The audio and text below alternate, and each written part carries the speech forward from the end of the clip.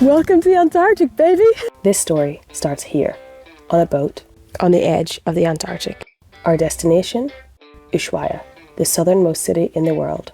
But first, we have to cross Tierra del Fuego, the land of fire.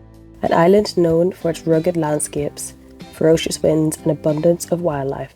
I stood on the boat, watching dolphins jump through the air. I felt nervous, but excited. We rolled off the boat into Port Veneer, the last town for days, and began to look for a shelter from the wind. This is our home for the night. Tonight, this little yellow building behind us, an abandoned building. Pretty nice, good sea views. The only problem is someone's had a bit of a fiesta in there, so we're having a bit of a clean up now, and then should be cozy for the night, we'll see. Let me give you a little MTV crib tour of tonight's accommodation. Got some beautiful hand-painted wallpaper. This is our living area. Downside of the property, not that I like to draw on it too much, we do have a little bit of glass, which is not so great for air mattresses and tires, but the best part is we have this beautiful terrace, a seafront terrace. You know, people pay good money for this. And then you've got some great company. We spent the rest of the evening sitting on the dock of the bay and watching as the sun set on another day. We're travelling as a group of 6. Rachel, quick-witted and funny. She's organised and the one that keeps the group on schedule. Maisie, made with buckets of Yorkshire grit, she was born for adventures. Always looking out for others, she's the biggest team player we have. Colin, someone you immediately feel comfortable around. He's warm, loud, funny and brings so much energy to the group. Sarah, the kindest soul out there. Even in the toughest conditions, she's upbeat. That's nice. And ready for whatever the adventure brings. And lastly, Cass, the person that taught me how to adventure. I owe her everything. Give her coffee and she'll conquer the world. Day 1's route took us along the coast. We're just cycling down this hill and then looked out of the water and saw some humpback whales. Welcome to the Antarctic, baby! We're cycling through the Magallanes and Chilean Antarctic region, an area characterised by low temperatures and high winds, with average annual temperatures of 5 degrees and typical wind speeds of 40 to 70 kilometres an hour, meant that nights camping like this were rare. Our first mission, see the penguins.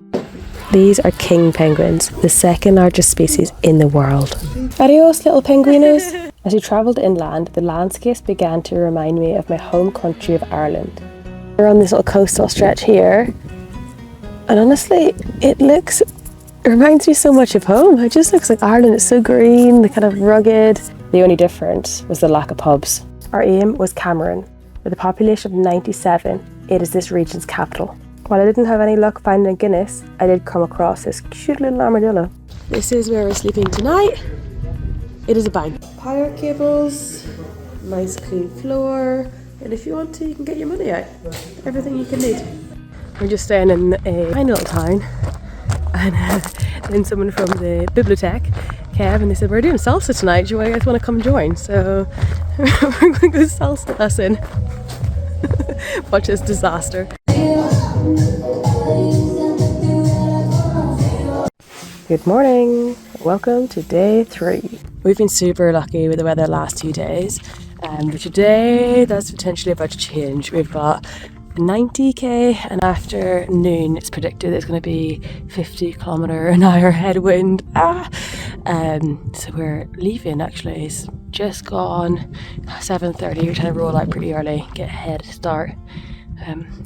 Proper Antarctic wind we got now. This day felt truly wild as we cycled alongside the gauchos. I romanticised marrying a gaucho and galloping off into the Patagonian sunset with our horses, dogs and sheep. In reality, it's a tough way of life that many are choosing to leave behind for jobs in the cities. This is the Chilean border. The last time we'll be in Chile, going to Argentina. The next day, the wind continued to pick up, and we decided to deviate from the route, heading towards a city called Rio Grande.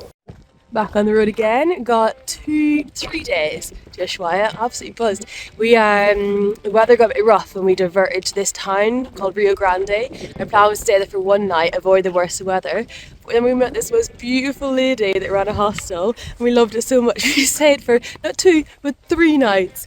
But yeah, we're just back.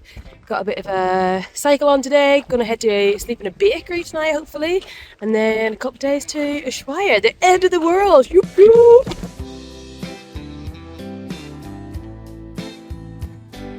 Here's at the front, and then this is where they keep all of their good stuff, like all of the flour. And the story has it that this place burnt down 2019. A cyclist called Willie fundraised to get new money. They now allow cyclists to stay here and sleep overnight, ones that are travelling through. So this is where we stayed last night, down with all the big goods.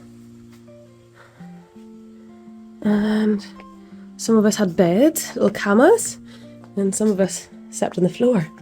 We hit the road again, this time armed with pastries. And as we continued to Ushuaia, we met more cyclists. We all set up camp together, and although we were excited to almost reach the end, it also felt sad that this was the last time. The last day! Vamos a Ushuaia!